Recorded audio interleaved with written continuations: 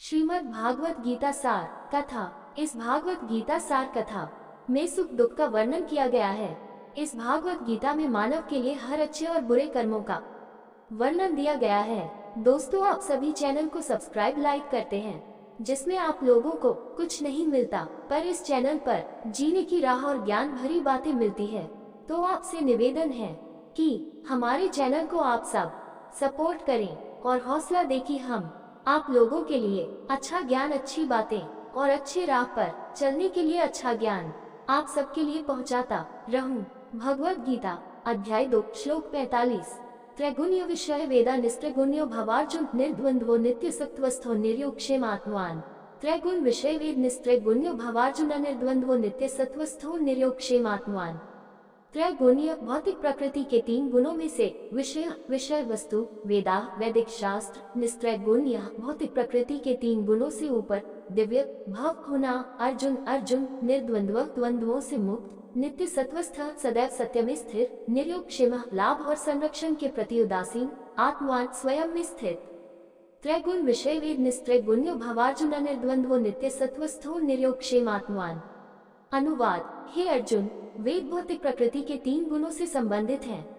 3 गुणों से ऊपर उठकर शुद्ध आध्यात्मिक चेतना की स्थिति तक पहुँचे। अपने आप को द्वंद्वों से मुक्त करके सत्य में सदैव स्थिर रहें और भौतिक लाभ और सुरक्षा की चिंता किए बिना स्वयं में स्थित रहें। भौतिक ऊर्जा अपने 3 घटक तरीकों से दिव्य आत्मा को जीवन की शारीरिक अवधारणा से बांधती है। भौतिक प्रकृति के ये गुण सत्व अच्छाई का गुण, रजस जुनून का गुण और तमस अज्ञान का गुण है। अनगिनत पिछले जन्मों के संस्कारों प्रवृत्तियों के कारण प्रत्येक व्यक्ति के लिए 3 गुणों का सापेक्ष अनुपात अलग अलग होता है और तदनुसार हर किसी की अलग अलग प्रवृत्तियां होती हैं। वैदिक शास्त्र इस असमानता को स्वीकार करते हैं और सभी प्रकार के लोगों के लिए उपयुक्त निर्देश देते हैं। यदि शास्त्रों में सांसारिक विचारधारा वाले लोगों के लिए निर्देश नहीं होते तो वे और भी भटक गए होते। इसलिए वेद उन्हें कठोर अनुष्ठानों के प्रदर्शन के लिए भौतिक पुरस्कार प्रदान करते हैं, जिससे उन्हें अज्ञानता से जुनून की ओर और जुनून से अच्छाई की ओर बढ़ने में मदद मिलती है। इस प्रकार वेदों में दोनों प्रकार का ज्ञान शामिल है। भौतिक रूप से जुड़े लोगों के लिए अनुष्ठानिक अनुष्ठान और आध्यात्मिक जिज्ञासुओं के लिए दिव्य ज्ञान। जब श्री कृष्ण अर्जुन से वेदों को अस्वीकार करने के लिए कहते हैं तो कथन को पूर्ववर्ती और निम्नलिखित श्लोकों के संदर्भ में समझने की आवश्यकता है। उनका तात्पर्य यह है कि अर्जुन को वेदों के उस भाग से आकर्षित नहीं होना चाहिए जो भौतिक पुरस्कारों के लिए नियमों, विनियमों और समारोहों का प्रतिपादन करता है। इसके बजाय उसे स्वयं को पूर्ण सत्य के स्तर तक ऊपर उठाने के लिए वैदिक ज्ञान के दिव्य खंड का उपयोग करना चाहिए। भगवत गीता अध्याय 2 श्लोक 46। यावान अर्थ उत्पाने सर्वतः संप्लुतज्ञ तावान सर्वेषु वेदेषु ब्राह्मणस्य विजानतः। यावान जितना भी अर्थ प्रयोजन उत्पन्न जलकूप में सर्वतः सभी प्रकार से संप्लुत के विशाल जलाशय में, तावान उसी तरह सर्वेषु समस्त वेदेषु वेदों में ब्राह्मण से परम सत्य को जानने वाला विजानता पूर्ण ज्ञानी। अनुवाद। जैसे एक छोटे जलकूप का समस्त कार्य सहजता से सभी प्रकार से विशाल जलाशय से तत्काल पूर्ण हो जाता है, उसी प्रकार समान रूप से परम सत्य को जानने वाले वेदों के सभी प्रयोजन को पूर्ण करते हैं।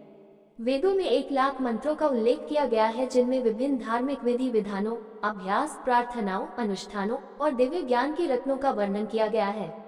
इन सब का एक ही उद्देश्य आत्मा को परमात्मा के साथ एकीकृत करने में सहायता करना है। वासुदेव प्रा वेदा वासुदेव प्रा मखा वासुदेव प्रा योगा वासुदेव प्रा क्रिया। सांख्य योग वासुदेव पर ज्ञान वासुदेव पर तपः वासुदेव परो धर्मो वासुदेव प्रा गतेः। श्रीमद्भागवतम -1.2.28-29। सभी वैदिक मंत्रों, धार्मिक विधि विधानों, आध्यात्मिक अभ्यास, यज्ञ, ज्ञान पोषित करने और कर्तव्यों का निर्वहन करने का लक्ष्य भगवान के दिव्य चरणों में आत्मा की प्रीति उत्पन्न करने में सहायता करना है।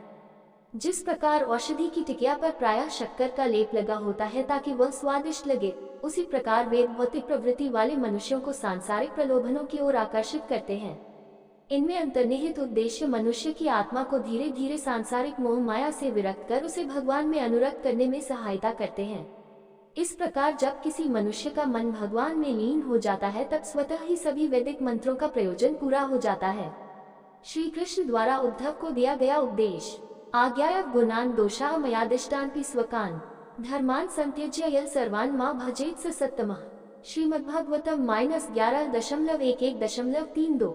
वेदों में मनुष्य के लिए सामाजिक और धार्मिक विधि विधानों से संबंधित विभिन्न कर्तव्य निर्धारित किए गए हैं, लेकिन वे मनुष्य जो इनके अंतर्निहित अभिप्राय को समझ लेते हैं और उनके मध्यवर्ती उपदेशों की अवहेलना करते हैं तथा पूर्ण समर्पण भाव से मेरी भक्ति और सेवा में तल्लीन रहते हैं, उन्हें मैं अपना परम भक्त मानता हूँ।